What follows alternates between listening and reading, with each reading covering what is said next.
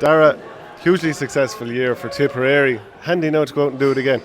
Oh, jeez, I don't know, Shane. I suppose our 2019 is a closed chapter for us. I suppose we got our medals early last month in Templemore, and that kind of closed the book on the 2019 championship. That was great. We thoroughly enjoyed it, and we were delighted to win it. But we won't be dwelling on it too long. 2020 is a lovely little challenge for us now to both as a coaching team, as a management team, and as players to really go and improve now for 2020. We need to up the levels a small bit and see where it takes us. A few players have kind of passed on, the likes of Donagh Maher, James Barry, and so on. They've been great servants over the years. Oh, brilliant! And two serious leaders in our dressing room, both in 2019, but also I suppose I would have played with the lads 2013, 14, 15, and they're really, really good guys. They will be a big loss to the dressing room. Two hardy bucks, and they will leave a bit of a void. But look, again, it's really, really a nice challenge for the lads in our dressing room now who are maybe mid-20s to go ahead and step into that fight that the lads have left. They'll be really well respected within the group, and we're looking for someone to step up into them roles now. When you look back on the year now, and it's all great. 2019 is over. Tipperary have the cup at home. Were there times during let's say the league and also after the Munster final, which went fairly disastrously against Limerick, where you're thinking, where are we going with this? Yeah, look, we did self-reflect, and I suppose we did reflect on 2019, but genuinely we have parked it. Like we are. No, but during the season. During the season, yeah. Look, during the season there were learning curves that we had to take from particular games. We put in a massive bank of work last winter. We are doing the same this winter. We approached the league in the proper manner. We tried to win every game. Every game did not go the way we planned. We lost a few tight games, but ultimately, once the quarter final and we were knocked out of the league, our focus shifted into championship mode. Again, you've club season to end with there in April, but probably our most complete performance last year and our freshest performance was the first round against Cork down in Páirc Uí Chaoimh. It was a massive day for us because we don't win that often down in Páirc Uí Chaoimh, and once that bridge was crossed, we just had to focus, take every game on its own merits. Obviously the Munster final, we learned that we were beaten by Limerick, but we took some good learnings from that. Even as a coaching team, we took some big learnings from it, because the effort that we put in for the first 4 rounds of the Munster Championship was so significant that we were not operating on a freshness level. We were not operating well in the Munster final. Limerick just completely obliterated us, and we needed to learn from that as a management team and a coaching team. So we did taper back a small bit. We, I suppose, with Carbara's scientific mind as well, we took our foot off the pedal on certain nights of training which needed to be done, and it stood us in good stead when we headed into Croke Park into the All-Ireland series. Because it's probably that balance between, you want, like Tipperary came off the back of a couple of disappointing seasons, and you'd won the first 3 games in Munster, put out the full team, we'll say, against Limerick in what was kind of a dead rubber game. You wanted to get that confidence into the team, but it was kind of a balance between maybe showing your hand and, lads end up getting injured, this type of thing. It was probably a tough one to call. It was, but look, again, the lads who take the field for us, the 15 who take the field for us every day, are the lads that we feel are going to perform to their absolute maximum. It doesn't always happen, and it won't always happen in 2020 either, but on that day we just wanted to put out who we thought would get the job done. Now again, looking forward to 2020, we will be doing the same thing. We need to improve as a team, we need to improve as a management team, and we need to find a few players, both for the panel and for the team. And if we stand still at all in 2020, we're going to be picked off. Liam had a good quote, I suppose, there a few weeks ago. We're all at the bottom of the hill now, and it's who gets up to the top of the hill and who gets up in the best fettle heading out of the Munster Championship. This Munster Championship is going to be seriously competitive again. You look at Brian Lohan gone into Clare, Liam Cahill and his management team gone into Waterford, Kieran Kingston has built a good team down in Cork, and John Kiley in Limerick, they'll be in good fettle as well. So it's going to be really interesting. We won't be looking past any game. Every game has to be played on its own merits. So that's what we'll continue to do in 2020. Hopefully we'll do it in an even more improved manner as we did in 2019. How's Bonner doing actually? Because obviously he did his cruciate in that game. How's his comeback going? Yeah, he's going great. Bonner. Everyone knows how serious Bonner takes his training regimes. He's not long after his 3-month scan, and he's hitting all the targets he needs to be hitting. So, look, we won't be rushing Bonner back into any action, but Bonner knows his body better than any of us do, and he'll continue on with the process he has, and hopefully we'll see him in action in the late springtime. I think everyone who's on the outside looking in thinks this could be an unbelievable Munster Championship. And then you mentioned all the managers getting their teams together and what have you, and there might be a bounce from the likes of Waterford, might be a bounce in Clare. It's sure to be another bear pit. Oh, it is. It's going to be absolutely top class. But sure, look, even the league fixtures, like our league fixtures, we start with Limerick. We move on to Cork, and then we have to go to Salt Hill. So like there's your first 3 league rounds. There's not too much room for manoeuvre in there. Even this Munster league, like we play Clare on Sunday week and we play Limerick the following Friday night. So there's 2 top class games we're going to get into the lads before the turkey dinner and before they head for holidays on the 27th of December. So it really is kicking off. I think it's 4 months since the All-Ireland final. It doesn't feel like 4 months because we've all been busy with various things, but we're just really looking forward to getting our claws back into the lads on the 10th of January and kicking on for 2020. Every time Tipp wins something, the rest of the country says Tipp are about to take over, and I suppose with the 14-point win in the All-Ireland final, albeit bloated by a red card, I mean that's obviously going to affect the scoreline. How do you kind of insulate the players from all this talk that Tipp are going to take over again? Look, again, the players are senior members of the panel. They are well able to keep their feet firmly on the ground. They don't let that type of stuff in.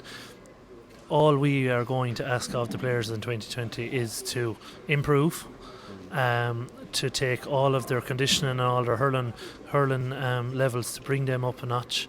And us as a management team then, for us to, whatever coaching we do and whatever strategies we put in place for the lads, that they improve. So we don't let that type of talk creep into the panel, to be honest. I suppose one thing that we're looking at with Tipperary in 2020 is tactical flexibility. Every team now that we play will bring a different kind of approach tactically, and we're looking to improve that first of all as a management team, but then instilling that in our players that we can tactically change before games, during games, and review games properly from a tactical point of view. That felt like something that Tipp improved it midway through the season, because I suppose early in the season you could nearly pick the Tipperary team and look at it and say, well, that lad likes to play corner back only, that lad full back only. As it got towards the latter end of the year, it felt like those 6 backs could play more or less anywhere. Is that something you focused on? Look, it is, and it's just the way the inter-county game has gone.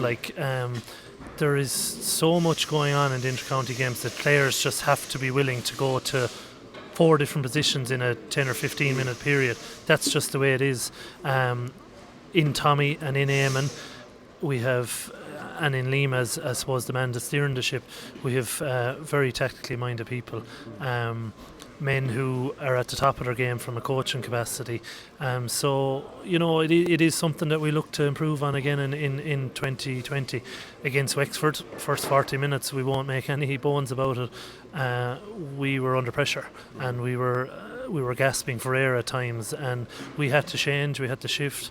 Obviously the sending off of John McGrath on the day maybe shifted something in our favour to an extent that more room opened up for our forward line. But as you mentioned, our 6 backs, they started to power into the game, and when our backs had the ball in their hand, they were able to deliver good ball up to our forwards. But again, we're going to be hit with stuff differently in 2020. All teams are now looking for that extra edge from a tactical point of view, from a dead ball point of view, and we just need to be ready for it and be ahead of the curve on that side of the game.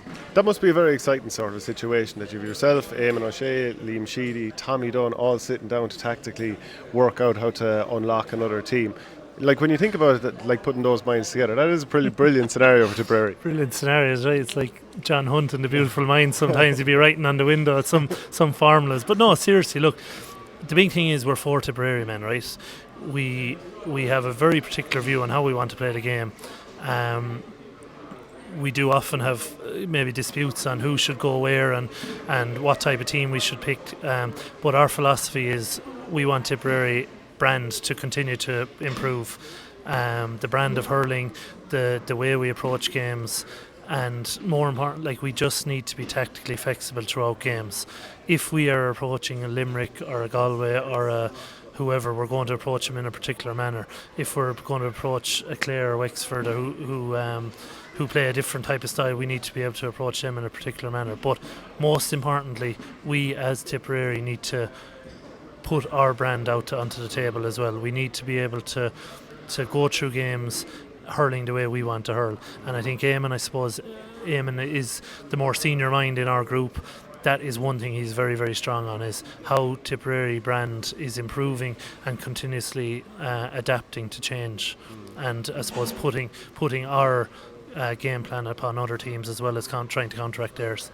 You've played a few positions over the years, forwards mostly, and for a number of years, and then in the goals for Tipperary also. How much is that position in the goals changing now? Because I think there's an element of sweeper, keeper very much coming into it, or like it's always, I suppose it's been there, but I think that's even evolving.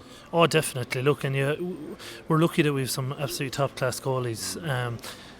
I suppose I'll just pick, Brian Hogan. Brian got the All-Star this year, did very well for us in the goals. You look at the other nominees, Owen Murphy, who gave probably one of the greatest exhibitions I've ever seen in the Fenway Classic final from a shot stopping point of view, and also being able to puck ball out to lads into their hand, handy enough. And Enda Rowland also, for the Laois goalie, who the minute he got into Croke Park against us in the quarter final, he caused us problems with his puck outs. So that's just the way the game has evolved.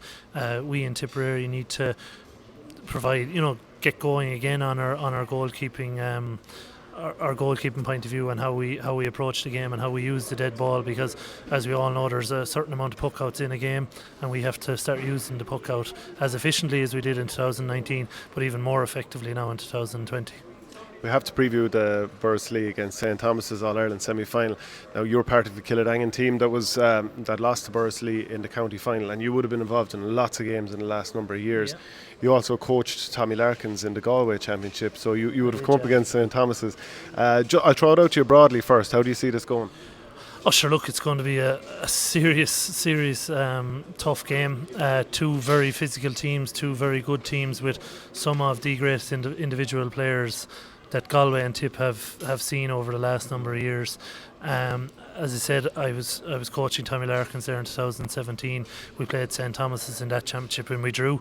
I was at the St Thomas's and Tommy Larkins quarter final in the Galway Championship this year, and Thomas's just stayed in the game, and eventually picked off a win in injury time. So they are a good outfit. Fintan Burke is a massive addition to them, and I presume after the cruciate, he'll be a massive shove on to St Thomas's. But Borris they're on that kind of a crest of a wave at the moment. They're going to approach the next 5 or 6 weeks in a proper fashion, knowing Johnny as well as I know him, and knowing some of the leaders Borris have. They're going to go into this game all guns blazing, as they did in the Munster Club Series, and I give them every chance. It's going to be a serious tough game. Just looking at the bookies' odds on it there, it's very hard to call for the bookies, so I think we'd be mad to try call it 4 or 5 weeks out. As it comes closer to the game, you might hear of a few how winter training went, or how Christmas training went, and are there any niggles in either camp. But like that, it's going to be a low scoring enough game, being on the 4th or 5th of January, but it's going to be a ferocious game from an intensity point of view, because both them teams are well able to get stuck in and go at each other.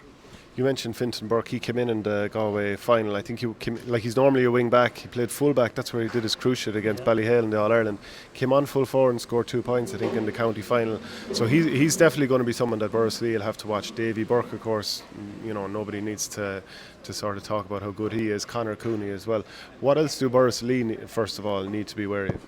Yeah, look, like Thomas's have a very, very particular style of play. They're a good, solid physical team, first of all. They've 6 good backs. The 2 Coonies in the half-back line are big, strong men. If Borris lump puck outs down on top of them, they could start to dominate. Now, I know with Conor Kenny and with Jerry and a few more lads in the Borris forward line, they don't lose too many high balls. But the 2 Coonies are very, very efficient players. They're very strong men. David Shurry is another good player. Fintan Burke, as we mentioned earlier, is going to be a big shove on wherever they play, and be it wing forward or back in the backs. but Thomas's style tends to I suppose one thing that's very evident with St Thomas's, and Kiladangan actually played them in a challenge match earlier on the year, is how they recycle ball.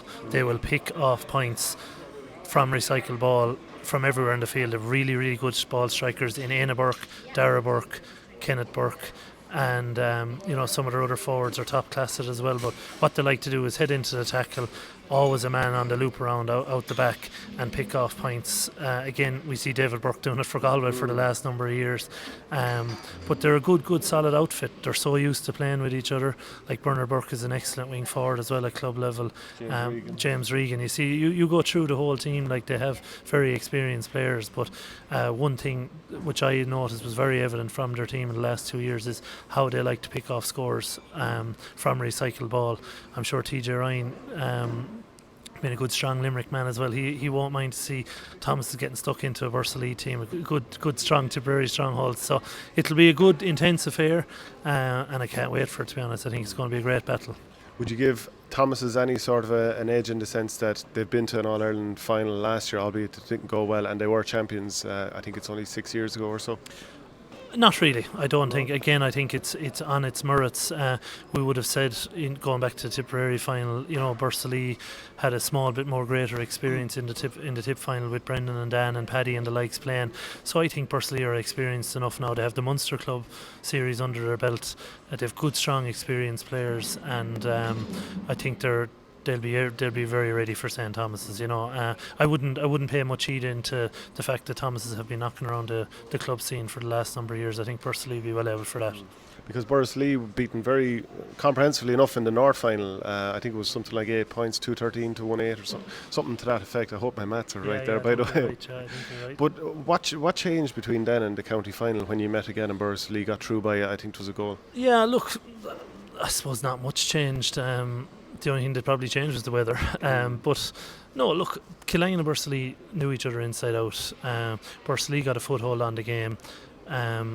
They were very deserving winners, and there was no major change. Borris got over their quarter-final against Drum, their semi-final against Kiladangan, and they were in good stead heading into the county final.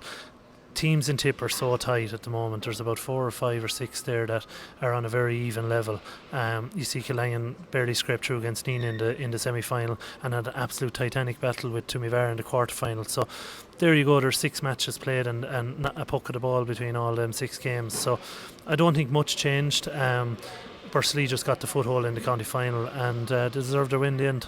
Yeah, it was probably hitting the post or the crossbar at the start, probably didn't help the situation. Joe Gallagher, I don't think he was fully right during the game. He had to go off at one point as well. That obviously didn't help. No, it didn't. And look, James McCormick with a top class save in the first minute off Billy Seymour. Again, if it was maybe 6 weeks earlier, Billy, that would have went in for Billy. He was just in that rich vein of form. He was unlucky in the county final. James made a great save, hit the post, hit the crossbar, and came back out. But look, there was 64 other minutes to play in that game, so I wouldn't be pinning it all on that one incident. Joe Gallagher, Joe is a massive leader for us. He's our captain. He has been a top class club hurler over the last 10 years. He has been very, very, very consistent over the years, and for him going off, it definitely was a blow for us, because he has such leadership qualities that the other 5 or 6 forwards looking around at him walking off the field, maybe not in the best of shape. He's had a little a little bit of a bit of sickness there over the last 2 months, and it just came against him again in the county final. But knowing Joe, I know he's going to be ready to rock again once the club championship kicks off again in April. But both them incidents had a small part to play in Borris getting the win, but I don't think it was the be all and end all either. And this year your hurling, I suppose, was limited to some degree because you were involved with Tipperary. But I heard something with the intermediate team that you got to the county final. But the county final the day before, yeah. Yeah, but like that you were playing on the other side. I heard some story. Tell me if it's true or not. That you buried a penalty and then they were trying to do a quick puck out. You caught the puck out and threw it over the bar. Is that right? Well, I tell you, yeah. So Sean Tracy's bet is in the intermediate final the day before the county senior final. Now both teams go up to senior level because there's 16 teams now in the Seamus Arena next year. So Kiladangan's second team is now also up senior, which is great achievement. I suppose we had 51 players togged out that weekend, which is massive for us as a club. We had played Sean Tracy's in our group rounds of the intermediate also. truth be known, I was at a literary picnic for 2 days before. I wasn't long after listening to Dermot Kennedy, and I drove back down the road to play an intermediate match at 12 o'clock in Newport on a Sunday morning in the goals. Very little training done. And I went up, took a penalty. We were 7 points down or something, so I stuck the penalty. The Sean Tracy's manager was giving me a bit of guff on the way back down after the penalty. I kind of gave it back to him a small bit, but it was actually very funny. The ball was there. Sean Tracy's were roaring at their goalie, "Puck it out, quick, puck it out." Might take me a while to get back down to my own goals. Goalkeeper pucked it out. I was heading back down. I was around maybe around, no, I might exaggerate this small, but I was around around 45, maybe around 55-yard line, and one of the lads shouted in from side, "Turn, turn, turn." So as I turned, the ball literally, it was the very same as it landed into my hand, caught the ball, put it back over the bar, and it was just absolutely priceless. First of all, in fairness to Sean Tracy's crowd in the small stand in Newport, they all absolutely erupted because it was very funny and not that often seen in a club game. Second of all, we were only back to 3 points, so we had a chance with a few minutes to go. And third of all, when I went back into the goals after popping the ball back over the bar, Jim of the Mill, a famous publican, was doing umpire on the day. Now Jim is kind of mad looking grey hair, a gas character. He was actually on his hands and knees laughing on as I went back into the goals. So little did he realise I was above a Dermot Kennedy about 12 hours earlier and trying to make my way back down into the goals. Unfortunately, we lost the game, but it was one of my funnier moments in my hurling career. It was very good, yeah. Great way to finish it. Cheers, Darragh. Yeah, thanks a million, Shane. Thank you.